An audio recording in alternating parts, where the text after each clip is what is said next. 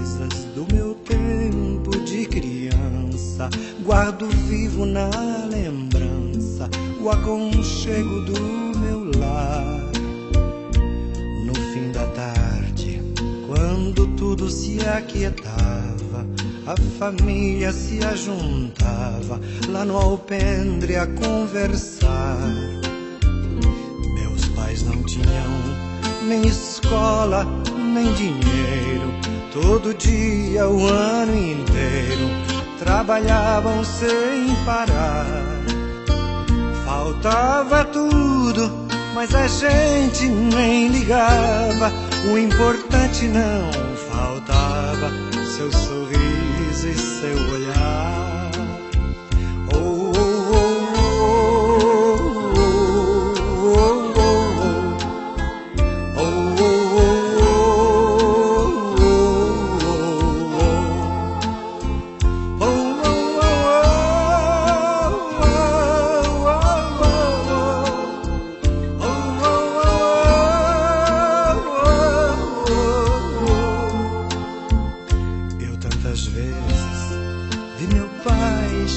cansado, mas aquilo era sagrado. Um por um ele afagava e perguntava: quem fizeram a estrepulia? E mamãe nos defendia, e tudo aos poucos se ajeitava. O sol se punha, a viola alguém trazia. Todo mundo então queria ver papai cantar com a gente. Desafinado, meio louco, voz cansada, ele cantava mil toadas, seu olhar no sol poente. Oh, oh, oh,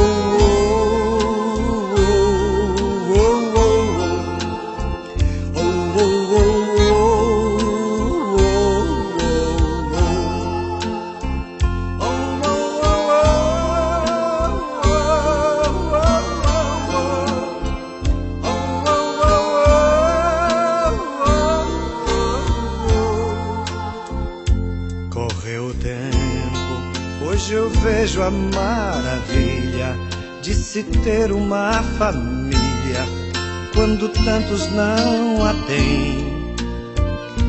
Agora falam do desquite, do divórcio. O amor virou consórcio, compromisso de ninguém.